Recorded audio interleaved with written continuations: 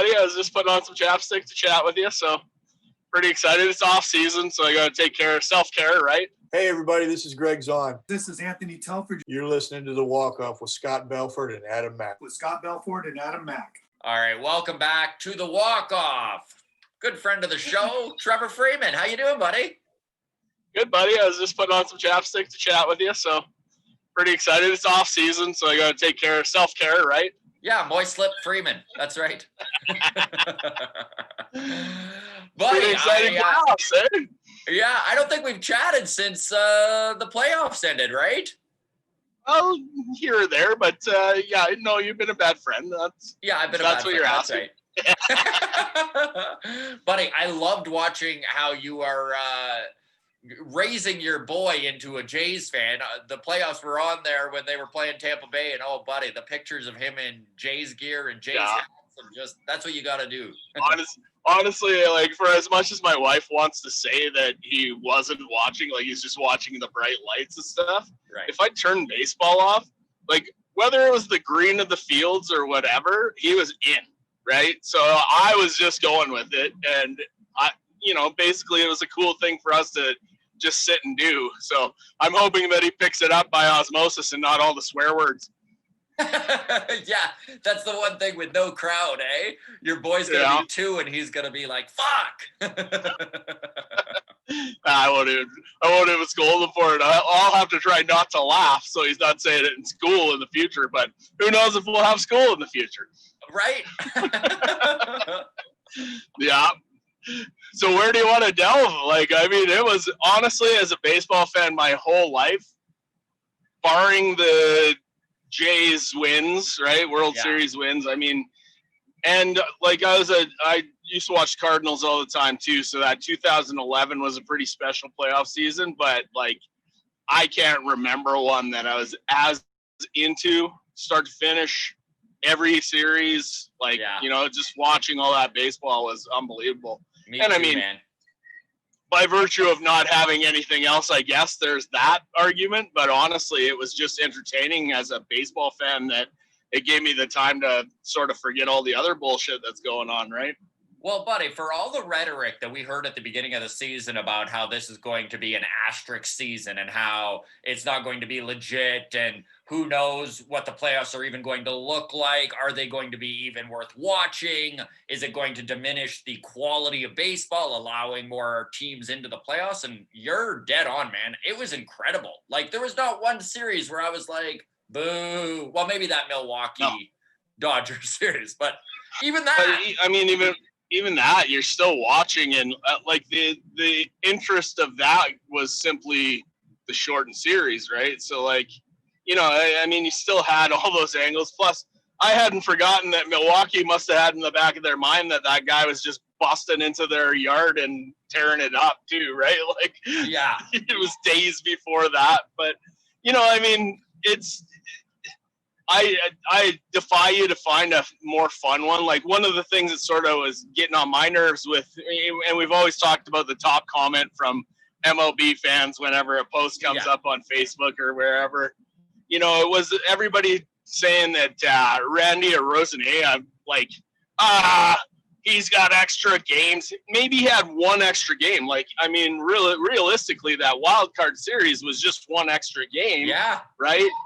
They swept the Jays, so like if they were in a wild card series, then you know what? But because they were top seed, they would have, they wouldn't have played that particular game, I guess, right? But even with that, those 2 extra games, he only got 4 hits against the Jays, and so basically, when I got to the point where I think he only got 3 more hits or something, like when that crossover was when he broke the record, and it was like, man, you're going to try and take this away? Do you think any of the other guys are competing any less hard? Like, there's always the seasoned argument and he's not beat up by 162 games or any of that kind of stuff. Man, are you going to take away that playoff run from this kid? Like, especially, I heard you guys talking about his, like, backstory. Yeah. Throw that backstory in the mix, and they should be making a goddamn movie about that. Absolutely. It was an incredible run. Like, to try to diminish it, Baseball fans are so infuriating sometimes, man. Oh yeah. Well, I think it's that simple fact that, if you look at years past where lots of teams didn't make it in, so all the fans of a team have to be sort of shitty about any other team that's in the series still and stuff, right? Yeah. Like, it is, if you're a baseball fan, I always think about a season ticket holder whose commitment to the team is trying to sit through 81 games. Yeah. Like at some point. So, they're invested as far as that goes. And so I think that probably predicates some of that sort of shitty behavior and attitude after the fact, right? I think you're nailing it, because there's a commitment, even if you're not a ticket holder, to a 162 game season, right? And so you're kind of like ranking everything in that way. Scope. Yeah. In that scope, exactly. So when you see a 60-game season, the traditionalists are going to be out there banging the drum of this isn't legit, right? But we talked early in the playoffs, like by the second round, you'd forgotten it was a 60-game season. Like it was just good baseball. It was playoff baseball, right? Like, you throw away that there's extra teams in that wild card round within a round, and basically you boiled down to the top two seeds in the entire game, which is sort of, that's the microcosm of it. And look at the Seattle Mariners winning 106 games and not winning that World Series that year, right? Like that was sort of disappointing in some ways, but it also showed that like the right team getting hot at the right time can really throw a wrench in the mix, right? But 100%. This year, let's face it, those teams had to overcome adversity to get to the World Series still, and it made for a great World Series, right? It made for an amazing World Series. And I mean, even you hear some of the rhetoric about the Astros, right? They were below 500 when they made the playoffs. But you watch that Tampa Bay Astros series, it was incredible. 7 games, talk about a comeback. And this is where I'm like, you know what? Over 162, guess what? I hate to break it to all you fucking ball fans. The Astros would have been there. They would have been there. Honestly, how could they not be? Like, and when you talk about the Dodgers having only won one of the 5 World Series they're in, don't forget who else was there. Yeah. You know what I mean? Like, you want to discount that team that's got playoff experience and understanding, and like, I mean, how many walk-offs, it was unbelievable that they stepped up. And, really, I mean, that was sort of what I was talking about in that preseason prediction was they could do that because it's not like their talent got any worse. And again, my side of the sign stealing. Yeah, it's shitty. They cheated. They did that. But at the end of the day, the advantage that it would have given them was nominal at best. Even some guys not using it or any of those sort of things, you still needed to execute every time you got that extra information. It makes it a little easier if it's less than a coin flip, right? But it's still guys throwing high ched and fucking, dirty breaking balls and all those sort of things. And then in those clutch moments when it really mattered, Carlos Correa hits a walk-off home run, right? Altuve steps up, gets on base or gets a base hit, or, the guys that were taking all that heat for all that stuff, they still, and what's funny from that is I forget what documentary I was just watching, and they're just talking about sign stealing, like about guys being on second base and the predication for always having a second set of signs and that kind of thing. Like, you've always needed it because a guy's always trying to get an edge. So can we stop crying about it now? Really, Alex Cora has a job today. AJ Hinch has a job today. They were both World Series winning managers, period. Doesn't matter. Fucking stow it and tease them all you want, but it's a little bit childish to continue to be the trash throws. Like, it's funny. Don't get me wrong. But you know what? They've paid their price. There's better stories in baseball, like a Rosanea, right? Like, 100%. Let's focus on the good shit. I think part of it, honestly, is the fans didn't get to get that energy off their for chest, sure, right? Sure. Like not being able to be in the stadium and boo the Astros. Yeah, so you know what? I'll give that to the fans. Next year, you want to go to the park and trash talk the Astros everywhere you go. Did I tell you guys the story about the guy at ASU, Phil? So No. I used to go to ASU for spring training on a couple of occasions, and I'd go watch an ASU game. For us ignorant folks out there, ASU is Arizona State. So, right. I mean, Arizona State is a perennial big league factory, right? Dustin Pedroia, Kinsler, like the list, and Barry Bonds. Right? You know what I mean? So basically in Arizona, all the Div 1 college teams, they kind of come through and they do a spring trip to tune up for the season. So you get to see some like super talent come through there, you know, and it's college baseball, which is, it's like watching junior hockey, you know, like the passion and guys trying to get to the show and stuff. So I always make sure to watch a game or two. Well, I went to a series while I was down there this first time, and this guy named Phil, everybody knew Phil, right? Like we're not talking about 50,000 seat stadiums or anything like that. But Phil, all he did was heckle the entire time. He was like, he would sit in a perch just behind the visitors' dugout and just give it to every player, right? Which, you know, guys who watch college football understand the rivalry between any colleges or anything like that. But like, I had never really experienced this level of heckling. Like he had every guy, every pitch, right? He's talking to the guy who's in the batter's box. He's talking to the guy on the on deck circle. He is talking to everybody, and everybody just sort of loves it and enjoyed it. And it made me laugh. Like I watched him for that whole trip, and then I came back like 5 years later, and Phil's still there. Which I mean, might be a little bit sad, but honestly, like he had a niche, right? Like he was a pro. And it was hilarious, and it was fun, and it was engaging, and honestly, he didn't really, like, some of it was kind of lame, but a lot of it was just relevant enough that it wasn't, like, super annoying to the players. They sort of had fun with it, too.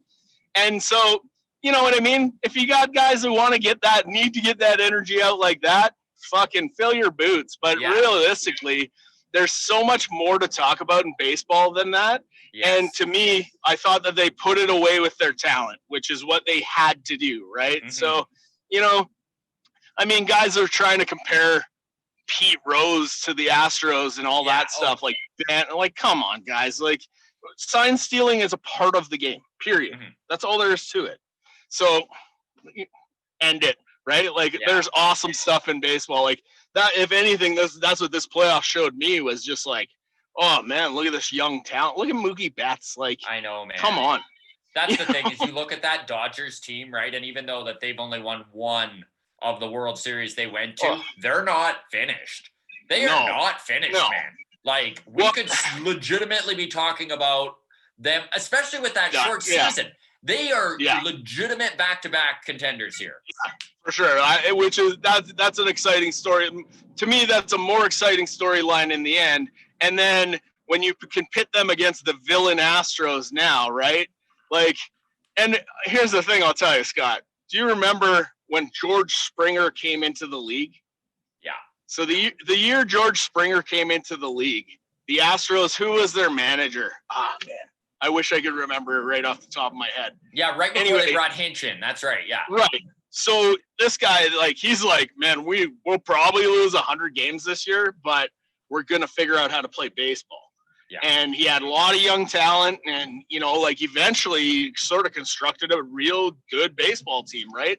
Hinch came in and polished it all up and did all those things. But, like, the Astros learned to be competitive early, so much so that Springer is one of the most attractive targets on a free agent list this year, right? Like, I mean, he's in the top 10 of free agent signings, and he's will make whatever team better. Well, that's just it, right? Like, I mean, if you tell me Springer wouldn't look good in a Jays uniform, come on.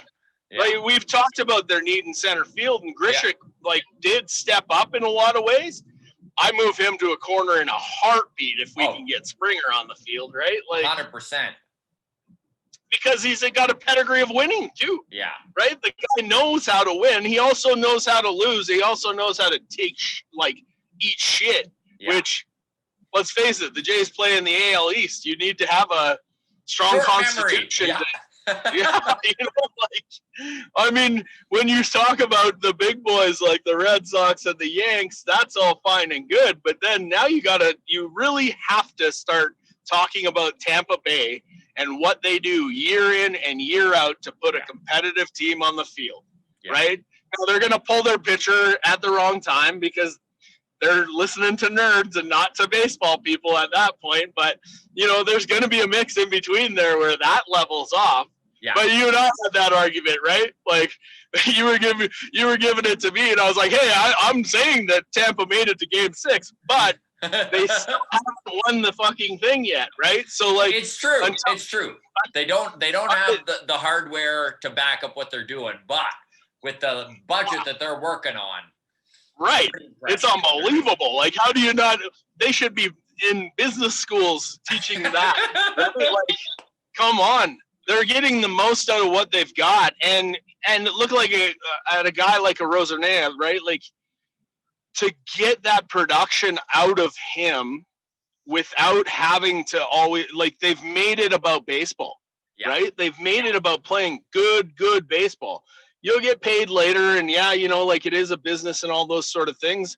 I'm sure those are still factors, but at the end of the day, they're just performing. They're playing like Blake Snell. Come on. 73 pitches, and he could have, like, with any other manager in the league. So I'm curious to see if he stays happy in Tampa, because that's a difficult thing, right? Like, look at Chris Archer. It's true, man, and there is a lot to be said, though, about how deep the Rays constantly go. And this is where everyone who's banging that drum, Snell's going to demand a trade, Snell's going to want out. Is he? Yep. I don't know. Oh, yeah. That's the only thing. I see. That's a competitor attitude, I think, though, right? Like, is that if I knew that I was never gonna get the chance to be the guy, and I have that level, right? Like, he pitched a perfect game. In the respect of what the Rays needed out of him. Yeah. Right? And he didn't get the chance to take a W on a 2-hit shutout with less than 80 pitches. Yeah. Fuck you. Like, all the memes that came out, to me, the best one was, you think he would have taken Bob Gibson out of the game? He would have fucking stabbed you, right? Ty Cobb, you know what I mean? Like a guy like Ty Cobb, like old school baseball mentality and stuff. It just, there was no way you could have justified pulling me out of the game. Who was it that Kershaw shooed Roberts back into the dugout, right? Yeah. Like, you've watched guys like Dave Stewart in the past, or you know what I mean? Those guys that are, they're competitors. What it told me was how much of a fucking team player Snell is, right? But also, ultimately, the manager gets to make that decision, really, right? Yeah. He could come out and just pull your ass. So, and I mean, Adam and I talked about this a little bit last episode, where we were just like, it's kind of, you live by the sword, you die by the sword, right? When we're talking Rays baseball, it's really hard to shit on Kevin Cash for that move. And it was even Adam who was kind of going over the stats, and I forget the guy who the analyst who was like, listen, it wasn't a mistake taking Snell out of the game. It was a mistake bringing in who he brought in. Right. That was That was Tony Kornheiser. He went over all the stats, right? Yeah, there you go. Thank you, Adam. In fact, Adam, do you have those stats? Super producer. You know what? Super I actually producer. pulled up the when you guys were talking about George Springer and the manager back in 2014. I pulled up that too, but then Trevor continued to have a 7-minute sentence, so I couldn't get it in. Well, I don't know. That's why you guys have me on, don't you? That's it. All right. Well, tell us the manager, so the manager first. In 2014, 2013 was Bo Porter, and that was right. Yeah. That was right at the tail end of like 4 straight years with the Astros having over 100 losses. So, yeah, I mean, you look at where the turnaround starts for teams, which is interesting too, right? Like, so realistically, like that's something that you can't teach that to, like, if you look at the Calgary Flames, let's say, right? Yeah. Like, you get a group of young hockey players on any team, to be able to get those guys in a place where they're ready for somebody to bring them to winning, right? I think Bo Porter deserves a lot more respect than he really has gotten out of that. He wasn't the guy, so you know what it's like. Like, look at Mike Trout, right? Like, he's never had the opportunity in playoffs, so now all of a sudden people are like, well, maybe he's not the best player in baseball. Maybe Mookie Betts is, right? They're like, well, hang on. I think if you're starting either team, you're probably taking Trout even still. Let's call it 75% of the time, really, right? Like, that's sort of a personal preference thing too, right? But it's pretty cool. Oh, thank you. Go ahead, Adam. All right, so this is the argument in favor of removing Snell. So he hadn't gone through the sixth inning all year, all season long. In the 2020 playoffs, his ERA through the first 4 innings was 1.35, and from then on, his ERA was 12.56. So that's just in these playoffs. So in Game 2 against the Dodgers, in the World Series this year, Snell had a no-hitter going through 4 2/3 innings, including 9 Ks. So he was also lights out in Game 2. Right. He then gave up a walk, a home run, a walk, and a single before being pulled. The Rays, obviously we know, went on to still win the game, but Snell did go from a dominant performance to basically incompetent, right? And then Game 6 on Tuesday there, the last batter Snell faced was the 9th batter, right? Bottom of the order. I mean, it's still the Dodgers, so it's still a phenomenal hitter, right? But it's the bottom of the order, and he just hit a rope to center field, and now you've got Betts and Seager coming up for a third time, right? So that's it's not, but the history is 100% there. It's just that's sort of an intangible in baseball that, and my argument, the counter argument simply would be, winners are going to win. It's a must-win game, right? So you didn't want anybody else other than the guy who's been shoving. He's already literally doing that. So the guy hit a rope, and I keep an eye on him, but I probably give him at least one more, right? See if he can get out of it. Especially considering he did go, like, he did strike Betts out both times at the plate that game. Right? Been dominant with him, and like maybe Betts is due, but as a hitter, I mean, I've talked about it with all my friends that are considered hitters versus pitchers. I can tell you right now, all the pitchers were like, well, fuck this guy, right? Like, you're not going to even give me a chance. I'm shoving for the second game, right? Yeah. And so I throw out that ERA stat that you gave us, Adam, just because, sure, that did happen. He got touched up. It is Mookie Betts coming up. Yeah. But tonight might not be his night. Like, you could have very well gone 0 for 3 with 3 strikeouts, and then you get through the heart of the order with your best guy. But Betts, you think Betts is sitting on deck watching? Oh, Bob, you're making a change? Thanks. Here's a rough double. And I've seen this guy for the last 5 nights, right? Like, that, the relievers that they brought in, they sort of had, I mean, you look at your analytics then, right? Like, who are you bringing in at what time, and how many times have you brought them in this week, right? Not this year. Well, it's funny you bring that up.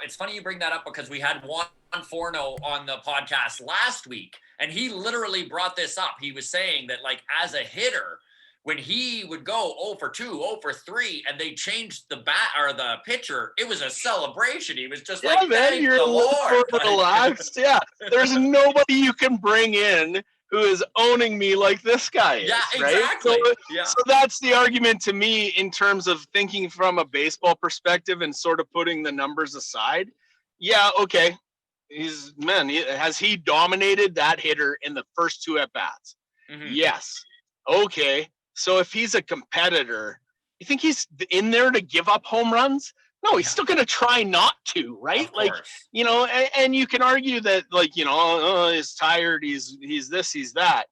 Oh, sure. You can always support that with stats. You can always look at stats and be like, this is why he should have. So bring up Moneyball.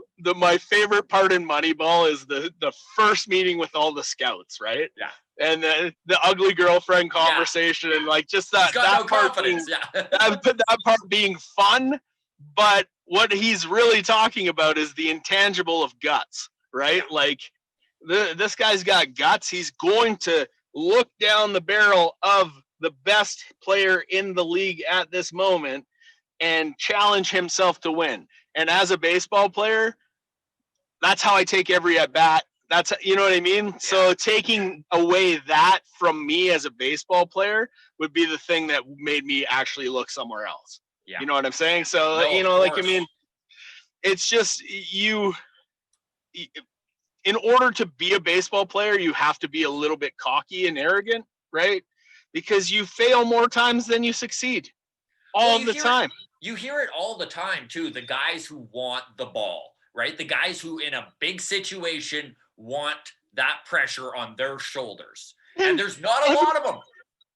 And everybody right now, it took the passing of Kobe to make people understand what the Mamba mentality it is. Yeah. That's what fucking Mamba mentality is, man. Yeah. Like, that's what it is. In a microcosm of that, in that moment, I want to be the guy, and I'm going to just shove. So give me the chance to. And this is where I think baseball is really in an interesting time in its history, because it has swung so far towards the analytics. And you look at managers like Kevin Cash, like even on the Jays, right? Charlie Montoya, that whole manager of the year candidate. Exactly, right? Right? Yeah. But then you're seeing a swing back too. I mean, we were even messaging about Tony La Russa being hired, right? Like, talk about more of an old school manager. Like, you can't get more old school than La Russa. Like, and so my favorite part about that is, if you refer to our last talk about the gritty teams of Oakland and the White Sox, what a perfect fit, really. And wasn't La Russa with the organization before too? I think he's got a White Sox pedigree as well.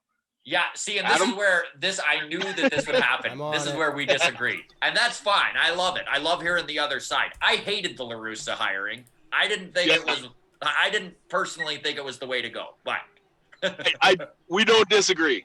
I'll tell you why. Tony La Russa's 76. Yes, right? Thank you. Like, at the end of the day, he's not going to have as much room for some of the stuff that is actually adding elements. He's going to just go old school, but I'll give him the chance. Remember Mike Keenan came to Calgary? Yes. And everybody thought we were getting the Mike Keenan of old, and we got a player development Mike Keenan because he'd been on making the cut. You know what I mean? Like, there is some of those old dogs do learn some new tricks. So what I like about it is that I'm hoping somebody from the front office said, Tony, it is a different era, right? We want some dirtbag baseball, but you can't be a shithead about it either. You have to come into the new school a bit. If he takes that on, with that talent, right? Just with that talent, maybe the White Sox aren't contenders for these 2 years, but in that third year, when they bring in somebody who can kind of bring in the new school and the old school and really bring it together, they might just learn to play baseball really well in the next little while, right? Yeah. Now, here's what I'll also argue. Tony La Russa, 40-40 Jose Canseco.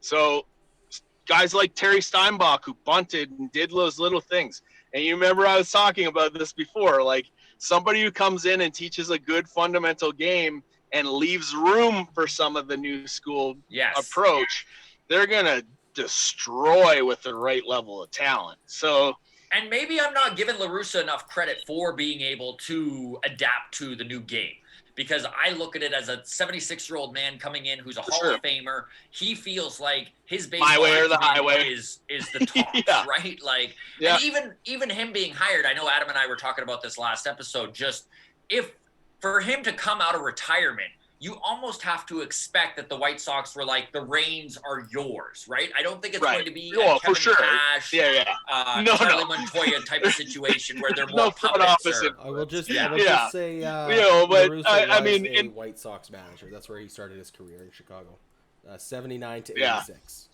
Yeah, I thought so.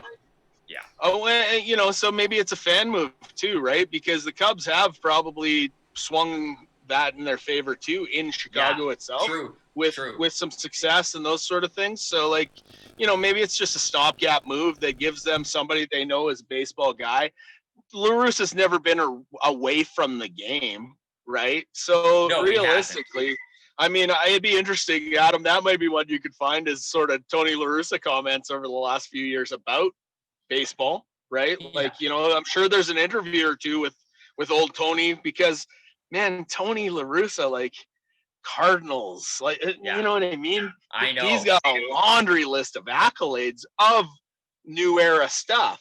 He had Latin players on his team before, right? And you want to talk about the guys that Albert Pujols, right? A guy whose composure, outward composure. Now, I've heard firsthand from a baseball friend that Pujols is kind of a dick. And I was crushed, man. Yeah. But man, I look at what players like Mike Trout say about him, right? But don't forget, Albert got that composure from somebody too.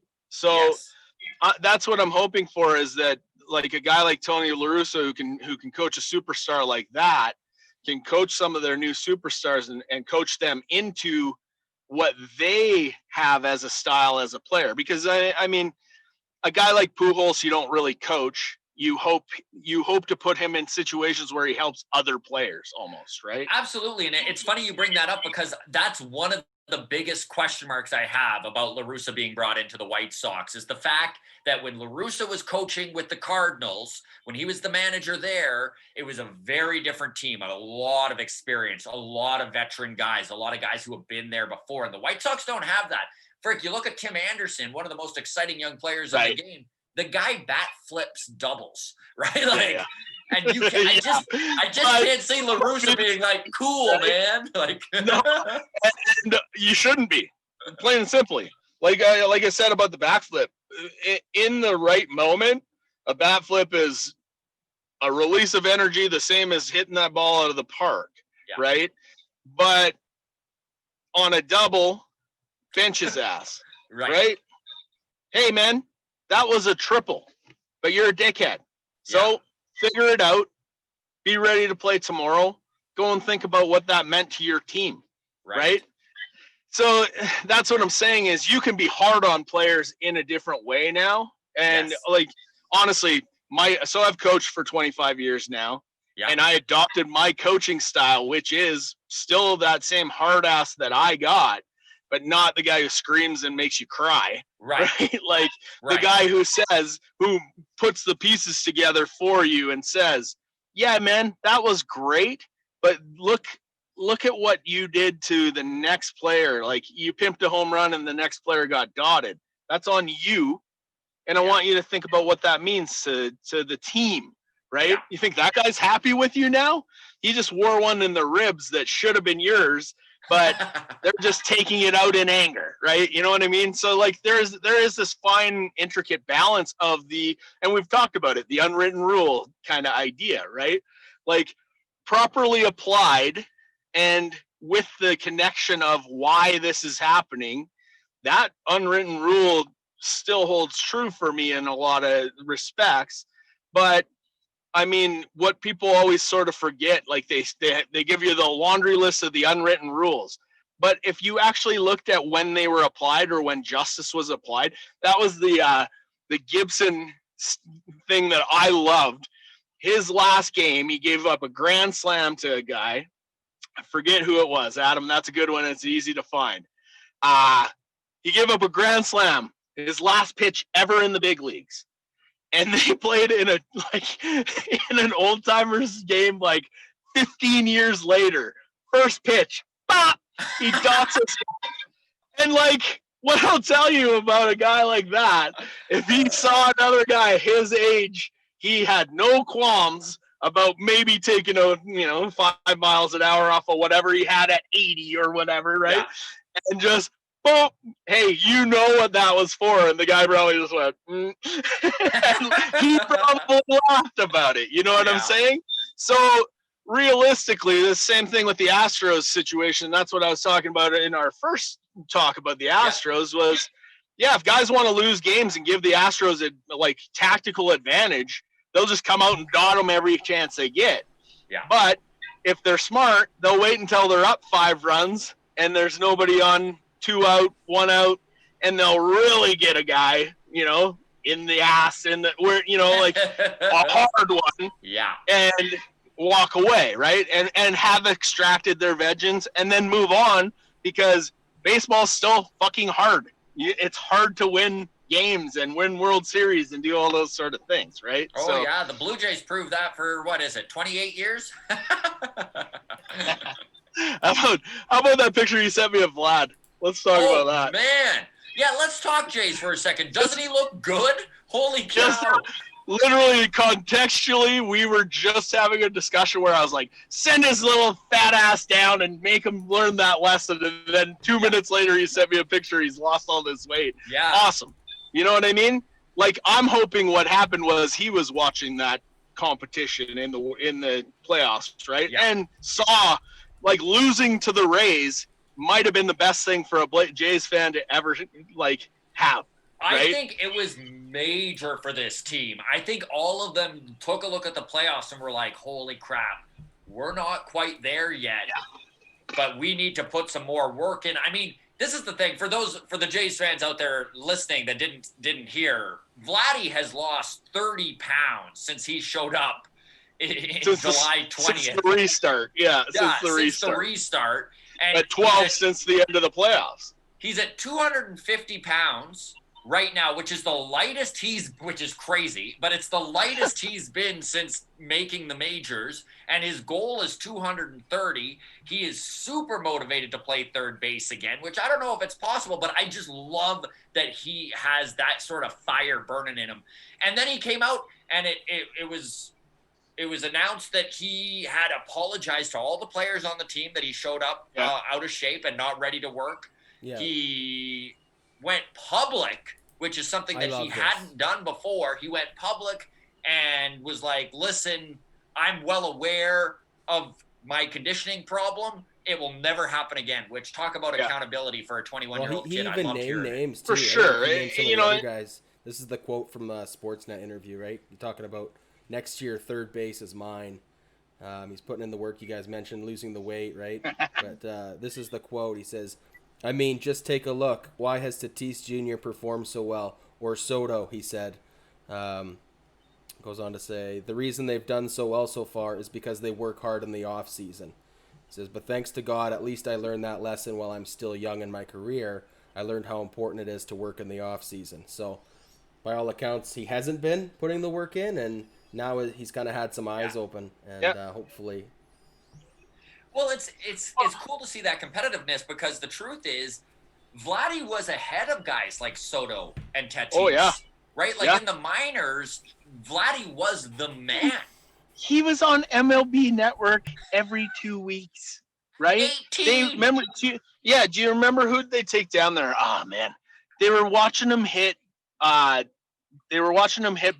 off the tee in Buffalo, right? And they were just like, bring him to the Futures All-Star game, bring him to this and bring him to that. And he was like, my dad's a Hall of Famer. Yeah. I'm fucking awesome right now. Yeah. I can hit the baseball out of the park off the tee. Do you know how hard that is? It is so hard. You have to be so strong and have your swing so dialed in that it was remarkable. A guy like me who's been around the game my whole life, I don't think I've ever seen that with that level of consistency that we're seeing in that particular interview. So he was fucked. Everybody was licking their chops. He's got the name behind it. Yeah. The Jays then continued to stack those guys. Here's Bichette's son. Here's Biggio's son. Here's, you know what I mean? Bloodline central. Yeah. Oh, it was. And, to bring up Bauer, where we had sort of been chatting a little bit about the comments he made, right? And I mean, 99.9% probably a troll, but at the same time, what I said was Bauer's a competitor, man. Like, he hasn't forgotten that he could throw against the Yankees all the time, throw against the Red Sox all the time, throw against the Rays now all the time, right? Yeah. I mean, that's the kind of guy he is and the attitude that gets him through day to day. So, realistically, it wouldn't be a terrible move for him.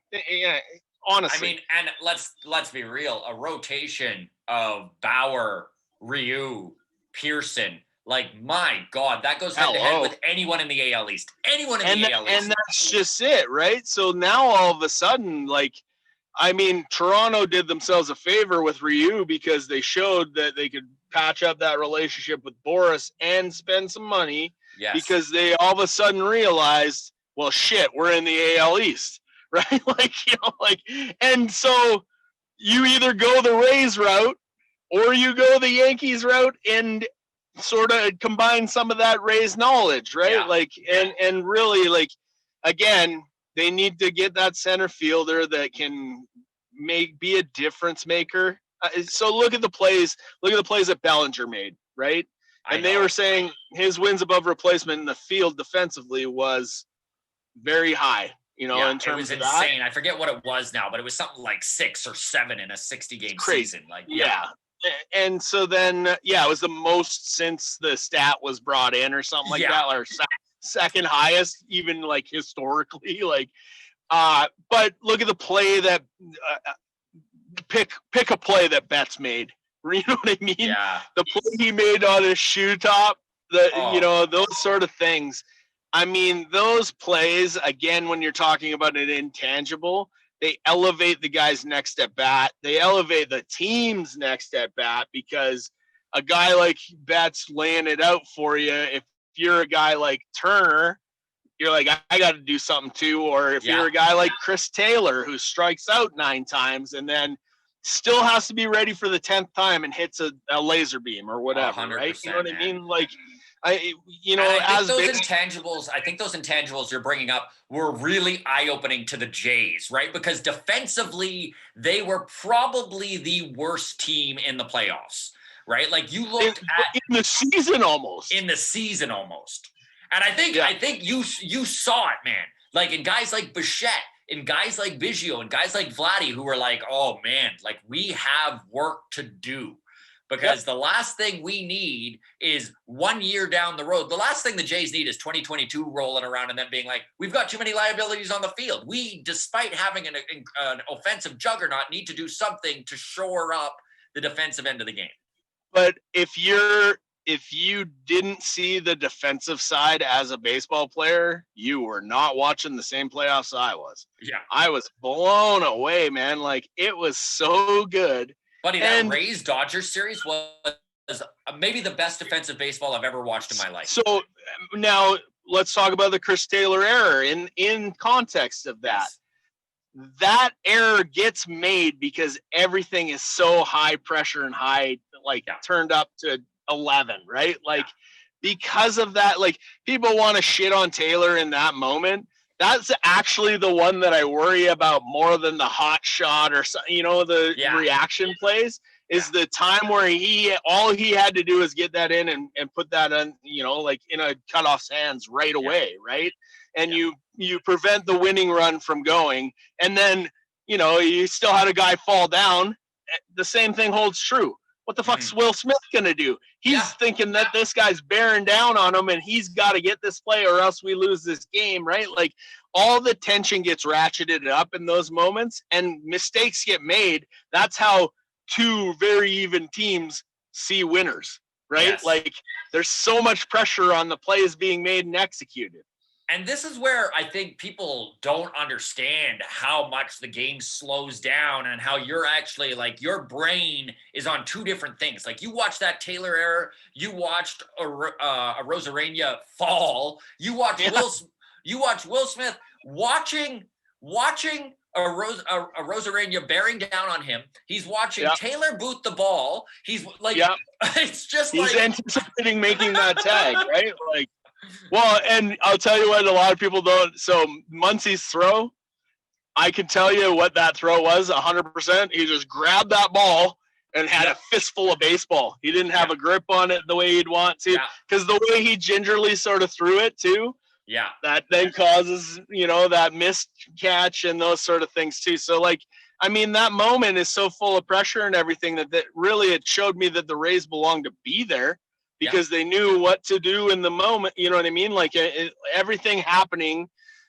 Rosarena could have not been running hard to third base even, and just ended up staying at third. Because, I mean, Taylor got on that ball, got it in right away, enough to make it a potentially close play at the plate and stuff, right? Yeah. It all sort of fell apart. You know, when you watch a goalie playing hockey get fooled by like kind of that knuckler, right? Like he reacts to what the 9 out of 10 is, and then all of a sudden somebody got it on an edge and he's already reacted past it and it goes in, right? Like, or the the one that gets shot from behind the net down at the other end. Yeah, it's his fault 100%.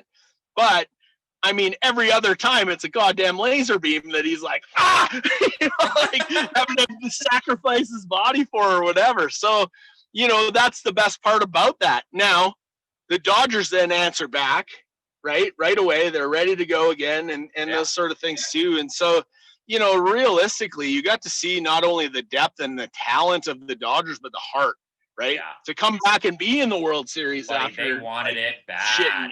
They wanted it bad.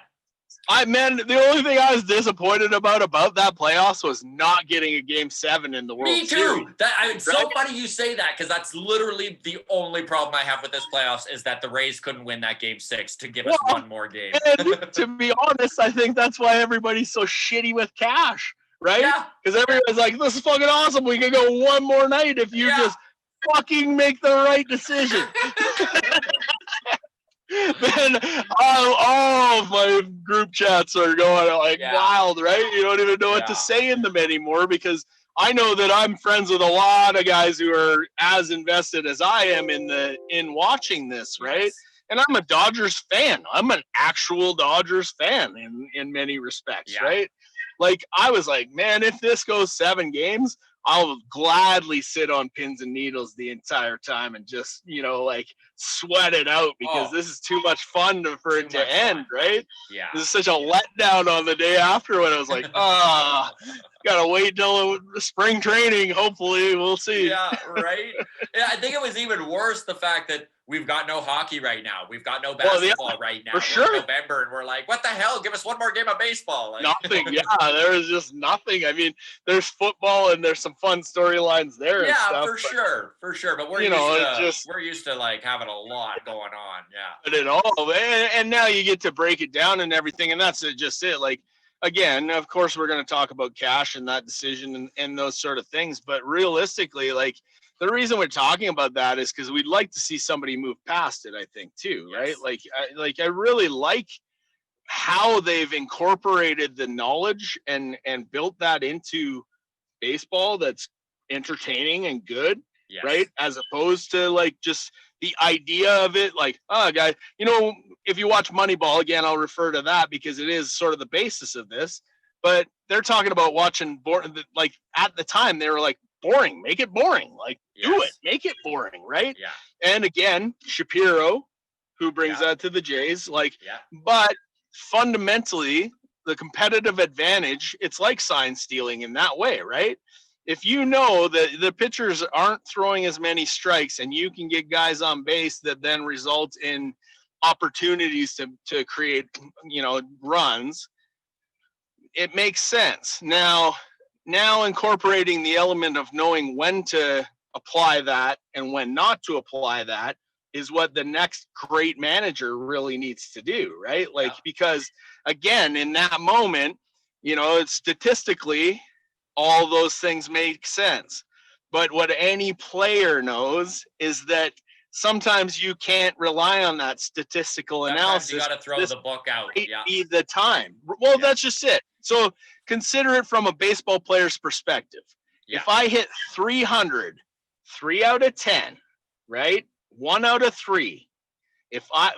What if this is the 1 out of 3, right? Because on the 7th time I missed, and on the 9th time I missed, but on the 10th, you know what I mean? Like that's how we think. We're sort of gamblers in that way. Yeah. So you can take that statistical analysis and think that you can game that system, but really that's where you got to rely on the intangible that is a guy's heart and guts, and allow him to make the next thing happen. And if Kevin Cash loses going with his horse, I guarantee you he takes less heat than he's taking right now.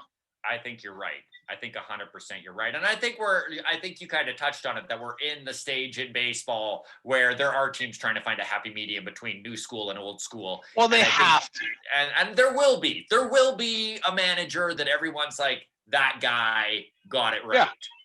Now, listen, I know that you have a meeting you have to go to in like 7 minutes. So I want to ask you this before you got to get out of here, okay? Well, I could ramble for that 7 minutes. Is that what you're saying?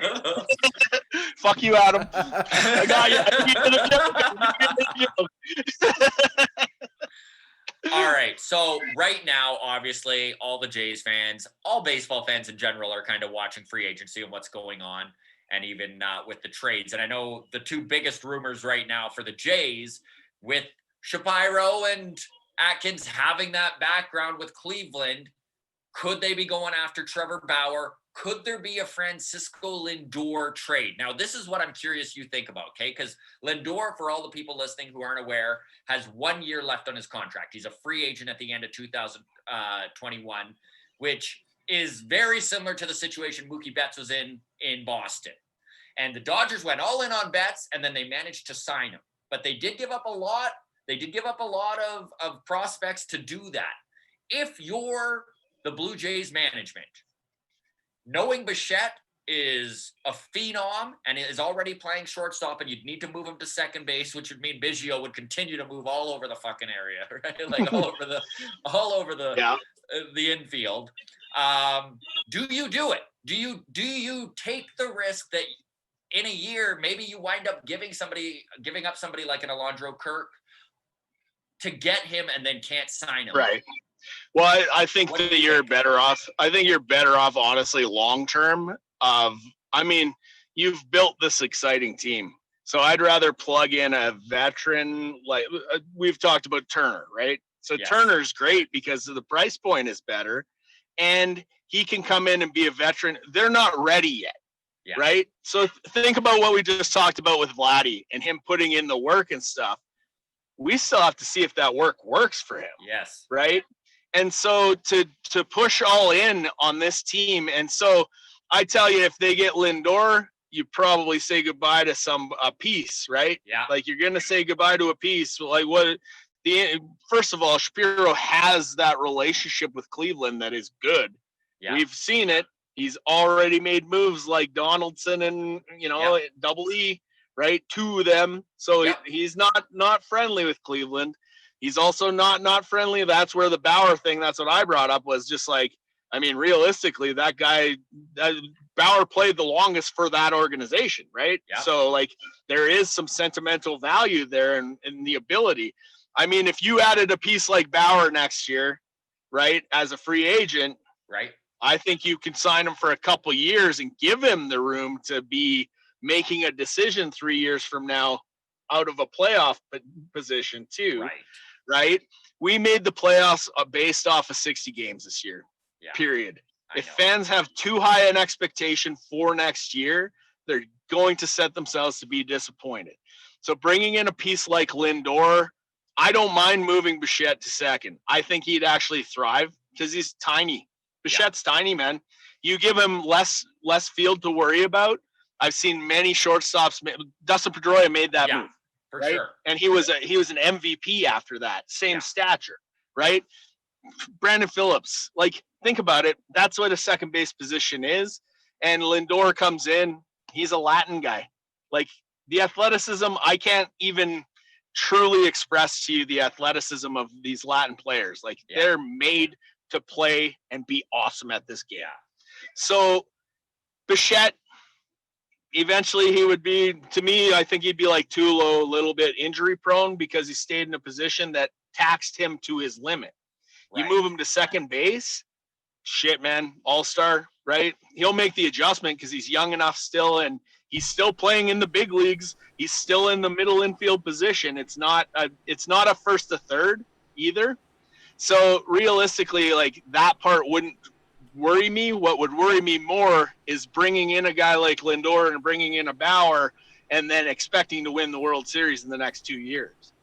Right. When you've got young players, Laddie's 21, right? Like, if he comes out to next year and hits 40 bombs and hits 300, give him a piece next year and then have the expectations. Right.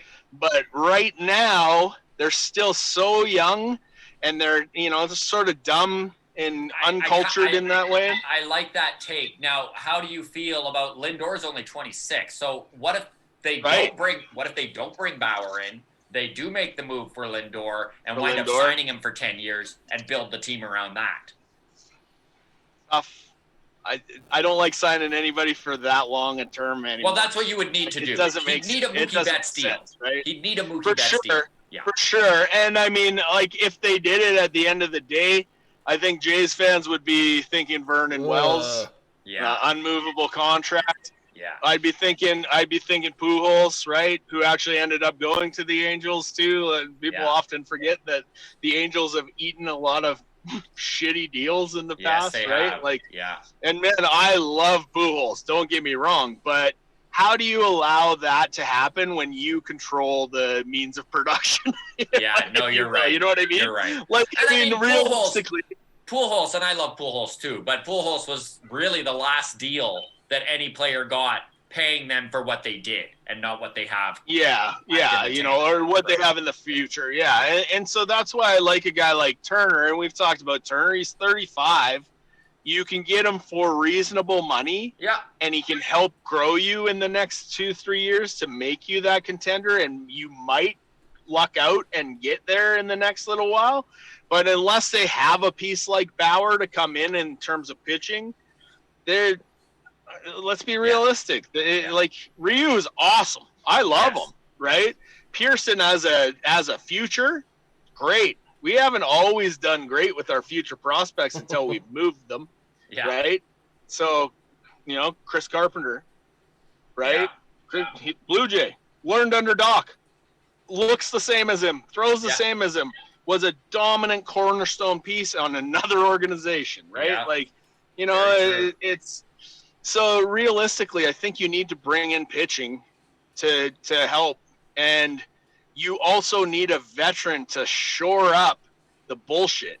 Yeah. Right? Like, buddy, I would be so thrilled with a Justin Turner, Jackie Bradley Jr. I would love seeing Jackie Bradley on the Jays. Well, and that's just it. Like, I think you have, like, from a field perspective, you need two positional players that take on the outfield. One takes on the outfield, one takes on the infield, right? Yeah. And then you're solid. I mean, if you go and get a Bauer, you still need a veteran anchor to do something there. Like, Travis Shaw, come on. No. Like, that's realistically, that's not the answer. He's not a winner, in terms of that. His dad, but he fits into the former big leaguer category, right? Like, if that's what you're going for in your cards. But, realistically, like, I think if they don't get a veteran, then they're going to be in trouble next year, potentially, right? They might skate by on talent. They're not going to be like a World Series contender next year, per se, right? But if they got a veteran... But they could make the playoffs again next year. They could make the playoffs for sure. But, I mean, let's face it, at the end of the day, you want to win the playoffs, right? Yeah. Like, especially when you have that talent. Like, if you're building a team, and if you're Shapiro and Atkins, like, you're building a team to win the World Series, right? Like, that's what they were doing in Cleveland. Yeah. You know what I mean? Yeah. Like, that they were really doing that. And Lindor was their Vladdy at the time, or their Bichette at the time, really. Yeah. I think Biggio is actually an attractive shopper.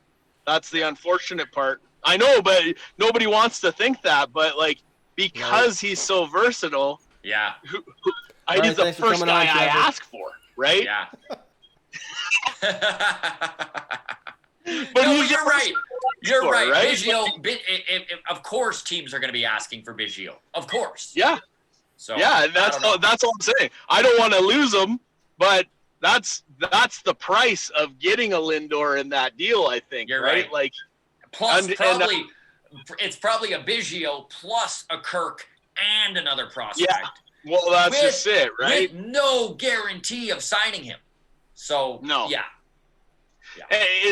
You can't mortgage your future for your present, right? Like that's what I think. Honestly, I think we do have the right management for that right now. Yeah. So that's a really cool position to be in, right? Yeah. And it gives us an advantage in the Bauer sweepstakes. But okay, so let me put it back to you. So let's say we sign Bauer. Do you then turn around and go after Lindor because you signed Bauer and give up Biggio, right? Give up a Biggio and give up another high-level prospect. Yeah. I'm not telling you you're giving up Nate Pearson. I'm not telling you you're giving up. I mean, I give up Kirk in that situation too, just because if we've signed Bauer and then have a chance at Lindor, my expectation is also a World Series in 3 years. Especially if they sign Bauer to any term. If they can get Bauer for 3 to 4 years, then maybe we do talk about this a lot more seriously. Absolutely. Yeah. I think that's where that transition piece is. And Adam, make no mistake, I do not want to get rid of Biggio. That's a kid I want to watch I'd play rather get rid of every Austin day, Martin. right? Like, But realistically, he hasn't proven himself on our team either. There's so no you don't miss emotional those connection pieces, to it. right? Yeah. So you say, hey, here, take Lindor for. Well, Martin look at. straight across. I'll bring up. So let's look at this. What the hell's his name? Darno in Atlanta. Yeah, Travis.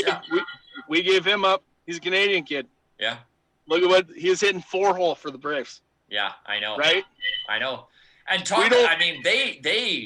Darno's a great story. I know you got to go, buddy, but Darno's a great story. Like he was talking about taking off the scrap heap. Like literally every team he passed through waivers. 30 teams were like, nah. Yeah. Then he's one of the guys in the middle of that playoff run. And Jays, Braves in 3 years what we just talked about.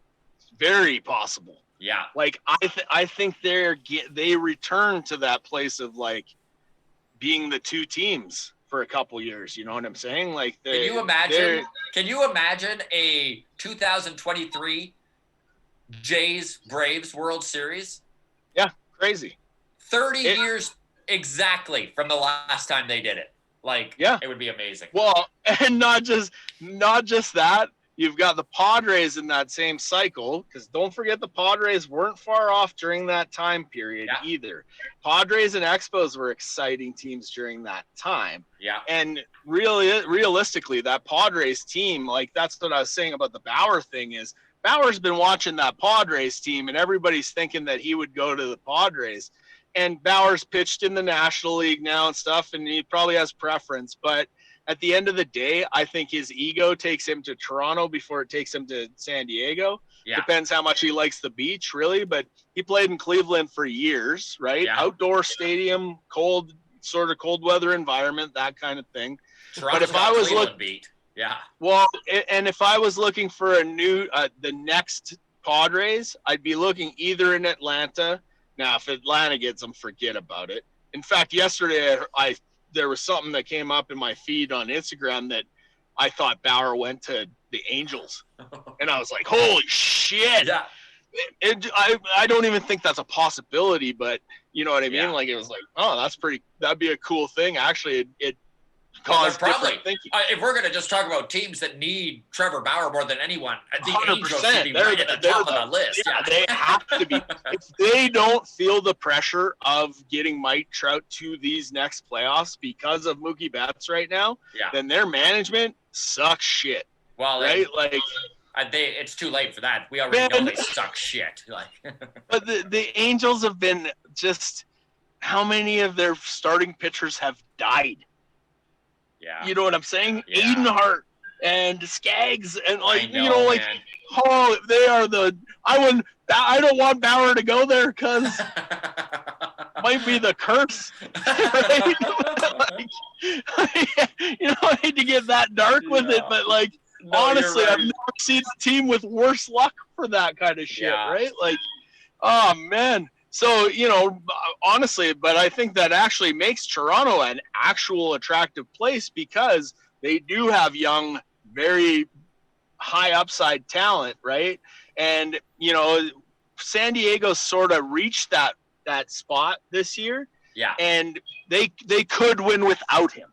You know what I mean? Yes. Whereas the Jays, you put a piece like Bauer into the equation, now you're looking at I think you're looking at ALCS. Yeah, they're legit. They're legit. Right? If they go out and get Bauer, they are super legit. Yeah. Right. And the best part about Bauer to me is that Bauer lets you sign a Turner or maybe go after a Springer or go after a Mickey Brantley or like any of those sort of things, right? Yeah. So like I think it lets you have more versatility, and I think you have a leg up on other teams because of the relationship you had with our front office. Yes. So it's going to be a really fun winter meetings. I think. I think too. Fireworks this year. Yeah, and right? I think once a few dominoes fall, we're gonna they obviously need to set the market in this new time, right? The Corona world, right? Like what the economics are looking like. But I think once there's a precedent set, we're gonna see things pick up. So do you think that I mean in terms of that, like you talked with Zani about pitchers and not going past the fifth or sixth inning, I mean, do you see Bauer being the guinea pig of that almost, right? Like that's a pretty tough name. Honestly, if he wins the Cy Young, you can't, right? Yeah. You got to pay him big money if he wins this year's Cy Young. Yeah. And look at the performance in the playoffs even, right? I know. He's solid. Yeah. He's been solid since Cleveland, right? Yeah. Like I think the Jays are a really actual contender potential landing spot to get him, right? Like I agree. So anyway. All right, brother. We'll wrap this up. Honestly, Trev, thanks so much for joining us. Always appreciate it. Enjoy your meeting and stuff, and we'll talk soon. Thanks so much, Adam. Sorry to give me all that content, Adam. No, it's fun, guys. I'm looking forward to it. Like, let's put together. I'm more than happy to get you guys some of those other baseball guys to talk to you and stuff too. Yeah, definitely. I know they all Sidearm Nation guy would love that, man. That would be great. For sure, Jeff Freeborn, man. He's a great dude, and honestly, he's a scout in the Orioles organization. And I mean, Sidearm Nation itself is about a change in pitching, and it'd be really fun to hear from him just from a reliever standpoint, right? Because let's face it, primarily you're seeing relievers as sidearmers. You're not seeing a ton of starters, or I can't really think of any, right? No, I'm with you. Yeah. So anyway, boys, we'll do it again. I look forward to it too.